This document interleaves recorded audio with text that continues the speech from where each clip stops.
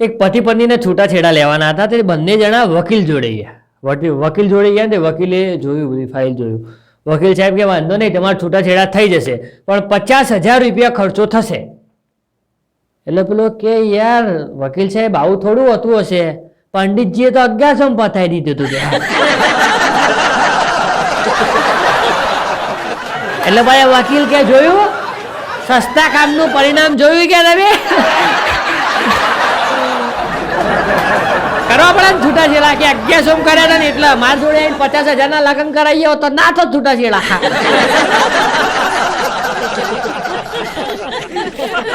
વકીલાતે કરતા આવડવી જોઈએ. વકીલે ફરક હોય. અમુક વકીલ તો તમને એટલા ગોળ ગોળ કરાવીને પહેણાવી દે, અને અમુક વકીલ તમને ગોળ ગોળ કરીને છૂટાછેડા એવા એલાવે ને કે હાથ ભાવમાં તમે ભેગા ના.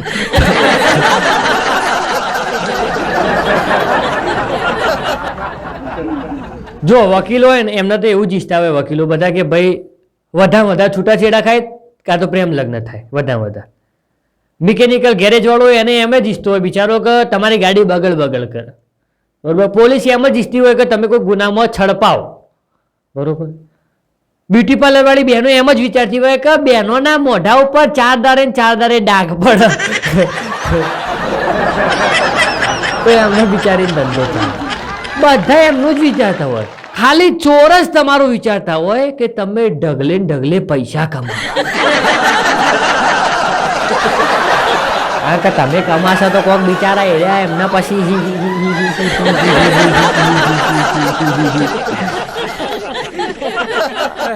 એટલી સમજદાર પબ્લિક થઈ ગઈ છે. બોલો, મારા આગળ બોલવાની જરૂર ના પડી, બધા હસવા લાગ્યા.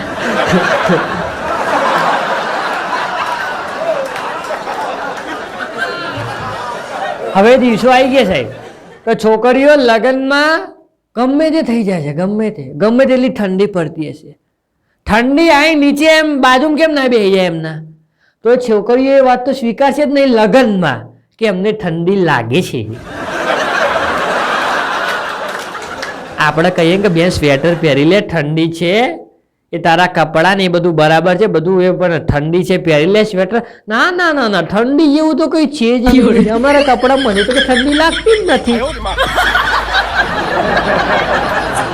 અને પછી 4 દાડા થાય તો લગ્નમાં તો હું સ્વેટર પહેરીને ફરવું એમને ના ગમતું હોય, કારણ કે લગ્નમાં છોકરીઓને તો બધું યાર બરાબર.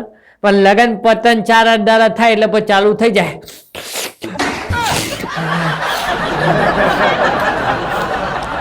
શરદી થઈ ગઈ છે, શરદી, મમ્મી વીક્સ આપતો.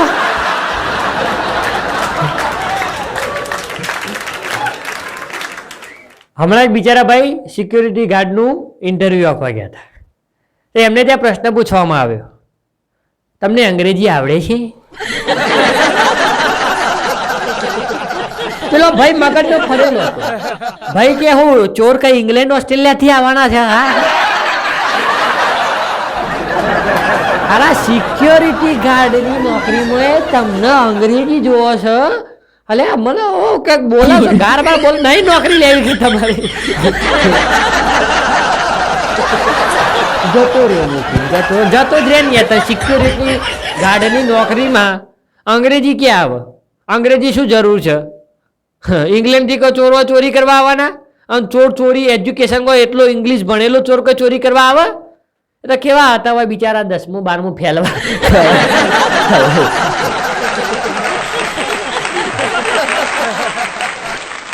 હમણાં હું હેર કટિંગ કરાવવા ગયો. હેર કટિંગ હું એક જ જગ્યાએ કરાવું, અમારા 4મી હેર આર્ટ છે અહીંયા, અમારા નવીનભાઈ દીક્ષિતભાઈ છે, બરાબર. નાનપણથી એમનાથી જ હેર કટિંગ કરાવું. ચડ્ડી પહેરીને ફરતો ને ત્યારનો તો કરાવું ને. તો એમનાથી હેર કટિંગ કરાવવા ને દુખી હાથમાં આવેલી એ બિચારો આવી શું કહે ખબર છે કે નવીનભાઈ મારા વાળ એટલા ઝીણા કાપો, એટલા નાના કાપો ને કે મારી ઘરવાળીના હાથમાં ના આવે. એટલે પાછો પેલો વાળ કાપતા કાપતા નવીન માનું કે ખબર જોજે બબલું કે કેટલું દુઃખ છે. મેં કીધું બહુ દુઃખ છે, બહુ દુઃખ છે કીધું બાપડા, બહુ દુઃખ છે. હું તમને આ જે વાત કહું ને એ વાતમાં તમારે એ પહેલા એમ બોલવાનું કે જો भी बोलूंगा सच बोलूंगा, सच के सिवा कुछ नहीं बोलूंगा. કારણ કે વાત જ એવી છે. હવે મને તમે કહેજો કે દિવસમાં મોબાઈલના કારણે તમારા ઘરમાં કેટલી સાંભળવી પડે છે. મેં તો હવે ગણવાનું જ બંધ કરી દીધું. કારણ કે ઘરમાં છાશ ઢળી જાય ને તો મારી મમ્મી એમ કે છે મોબાઈલ ફેટ તું તાર મોબાઈલના કારણે ઢળી છે. અલે છાશ મારા પપ્પાએ ઢોળી હોય ને એમાં મારા મોબાઈલ ક્યાં કનેક્શન ક્યાં હવે શું હવે આદત થઈ ગઈ એટલે યાર હવે મેં બધું એવું કહેવાય સહન કરતા હું શીખી ગયો એટલે હવે તમારે સહન કરી લેવાનું મારે છે.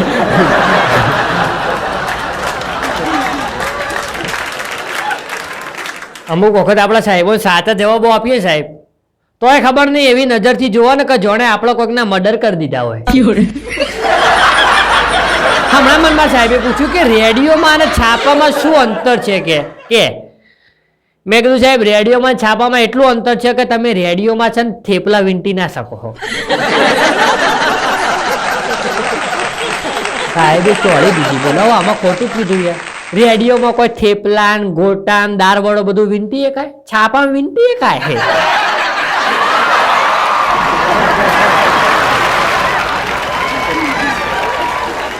એ 5 એના હસબન્ડને કહેતી હતી કે તમારા પપ્પા આજે દારૂ ના પીતા હોત તો કે આપણે કરોડપતિ હોત કરોડપતિ. પેલો કે તારા પપ્પા દારૂ પીતા હતા? પેલી કે ના. તો કે તને તારા બાપા કેમ કરિયાણાની દુકાન ચલાવે? 40ની 500 ગ્રામ દાળ ને 20ની 250 દાળ ને 40ની કોરી સિંગ ને ખારી સિંગ ને બધું કેમ વેચે કે મને કહેતો. પછી પેલી એનો જવાબ આપ્યો ઘરવાળીએ એનો જવાબ આપ્યો પણ 3-4 સાવણીઓ ઠોકી 2-2.5 કલાક ઝઘડો કર્યો અને પછી એવો જવાબ આપ્યો ને કે પેલો હભરવાના લાયક જ ના રહ્યો.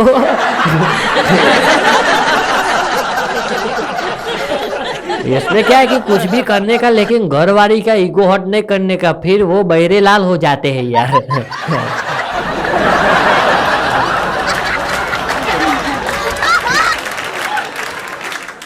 લોકો એટલા નેક્સ્ટ લેવલની અફવા ઉડાવવા લાગ્યા છે ને સાહેબ કે વાત જવા દો તમે. હમણાં એક ભાઈ માં શું કે ખબર કે BF નો મતલબ તને ખબર છે? મેં કીધું BF નો મતલબ બોયફ્રેન્ડ. મને કે ના બીજો થાય. મેં કીધું શું થાય? એ બાકરો ફસાયો હો. મેં કીધું પછી કે GF નો મતલબ ખબર છે? મેં કીધું એનો તો ગર્લફ્રેન્ડ જ થાય. જો કે ના ગધેડી ફસાઈ થાય. મેં કીધું તમે આવું કરશો ને આવા ગધેડા ફસાય ને બકરી ફસાય ને આવું કરશો ને તો લોકોને રિલેશનશીપમાંથી તમે ચોય ચંદ્ર ઉપર જઈને મૂકી આપશો.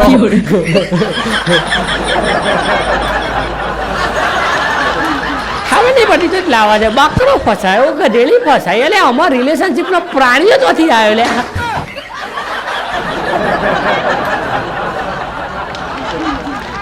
એક ગર્લફ્રેન્ડ એના બોયફ્રેન્ડને કહેતી હતી કે બેબી તો મારા માટે છે ને તું મારા માટે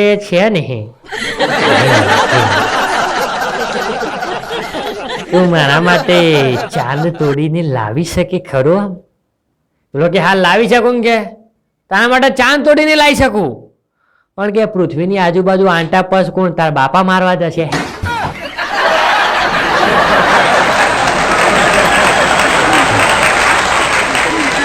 તોડી લાવો નામ તોડી લાવો હા બધું કે અશક્ય વાતો જો શક્ય કરવાની વાતો કર. ચાંદ હું તોડવો છે એમ કે ભાઈ 5 કિલો કેરીઓ બેરીઓ તોડતા હોય જાંબુ બાંબુ તોડતા હોય તો તોડતા હોય ચાંદ ને બાપડા રહેવા દે. લોકોના ઉપવાસ ને લોકોના વ્રતો ને બધું તું તોડાઈ નાખે કે તારા એક ચાંદ માટે ખબર નહીં પડતી.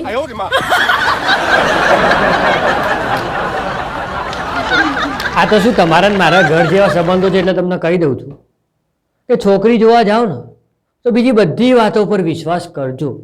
આંખો બંધ કરીને વિશ્વાસ કરજો પણ એક વાત ઉપર ક્યારેય વિશ્વાસ કરતા નહીં કે સામેવાળા તમને એમ કહેશે કે આ બધી વાનગીઓ રહીને એ અમારી દીકરીએ જ બનાવી છે. હું તમને કહું છું ના કરવાનો વિશ્વાસ. એ વાત ઉપર વિશ્વાસ બિલકુલ કરવાનો નહીં, કારણ કે એવી રીતે સગાઈ કરવા ગયેલા અમારા ભાઈઓની ઘરવાળીઓના અત્યારે હરખી ખીચડી બનાવતા નહીં આવે. આપણે પૂછીએ ને તમે તે દિવસ તો પેલું કહેતા હતા ને કે આ બધી વાનગીઓ મેં બનાવી, એ તો કે ફ્લોમાં બોલાઈ દીધું. એ દિવસે કે તમે પહેલા વહેલા અમારા ઘેર આવ્યા હોય, તમને સારું લગાડવું પડે ને એટલે કે અમે બોલી દીધું. અલે હું બોલી દીધું.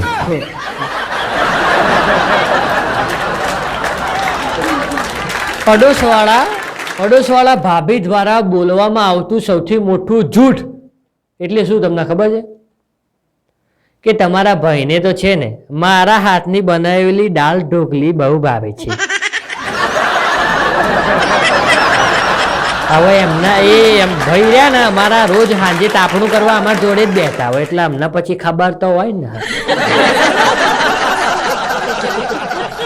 ખબર હોય કે ભાઈ દાળ ઢોકળી વ્યવસ્થિત ખાઈને આવ્યા હોય તો એમનું ઢોકળી જેવું મોટું હોય જ ને. તો પણ ભાભી તો આખી સોસાયટીમાં પાક જ મારશે. તમે જુઓ તો કે અમારા ભાઈને તો તમારા ભાઈને તો છે ને મારા હાથની દાળ ઢોકળી બહુ ભાવે.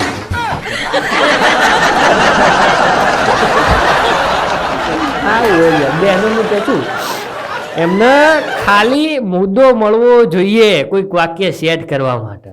ભલે પછી વાક્ય સેટ નહીં થતું તો વાળી વચોળી ગમે ત્યાંથી સેટ એ કરી દે.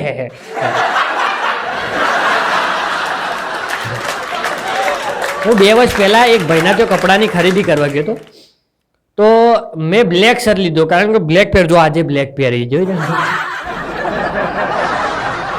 બ્લેક પહેરવું વધારે ગમે એટલે મેં બ્લેક શર્ટ કાઢ્યું એના ત્યાંથી. એટલે મન કે બબલુભાઈ યાર બ્લેક પહેરાતો છે, બ્લેક કેન્સલ કરો, બ્લેક તમારા ઉપર સેજ શૂટ થતો નથી, તમે લો આ બ્લુ કલરનો શર્ટ આ પહેરી જુઓ કે આ જોરદાર લાગે તમને. મેં બ્લુ પહેર્યો, બ્લુ લઈને ઘરે આવતો રહ્યો. આ તો 2 વર્ષ પછી હમણાં આ દિવાળીએ હું એની દુકાને ફરીથી ખરીદી કરવા ગયો, એટલે મેં ખબર પડી છે, મેં કીધું આ ટોપો છે ને આપણને બ્લુ જ પહેરાવશે, એટલે પહેલાંથી બ્લુ જ કઢાવો. એટલે મેં કીધું ભાઈ બ્લુ શર્ટ આપો. હવે એ મને ભૂલી ગયેલો, એટલે એને મને બ્લુ ના આપ્યો. મને કે તમારા ઉપર બ્લુ સેજ શૂટ ના થાય, તમે બ્લેક ટ્રાય કરો કે. મેં કીધું લખોટા જેવા, 2 વર્ષ પહેલા હું આવ્યો તો તારે બ્લુ મને સેટ નતો, બ્લુ સેટ થઈ જતો તો બ્લેક નતો થતો. આજે આવ્યો એટલે બ્લેક નહીં થતો, આ શું કહેવાય બ્લુ સેટ નહીં થતો બ્લેક સેટ થઈ ગયો. મારા બેટા પોલિસી વાપરો.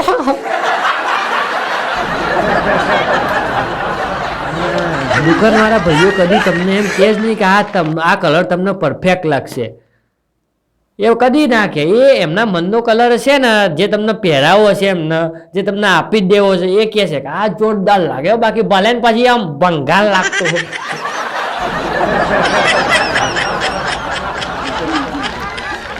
અને પછી પતિઓ દ્વારા બોલાતું સૌથી મોટું જૂઠ હું તમારા સમક્ષ રજૂ કરવા જઈ રહ્યો છું. ત્યારે પતિઓ દ્વારા સૌથી મોટું જૂઠ કયું બોલાય, જૂઠું કયું બોલાય સૌથી મોટું? એમની ઘરવાળીને એમ કે ને કે વાલી તું તારી મમ્મીના ઘરે તારા પિયરે જાય છે ને તો તારા વગર મને ચેન નથી પડતો. હું ઘરવાળું છું, તમને ઉતરે છે વાત?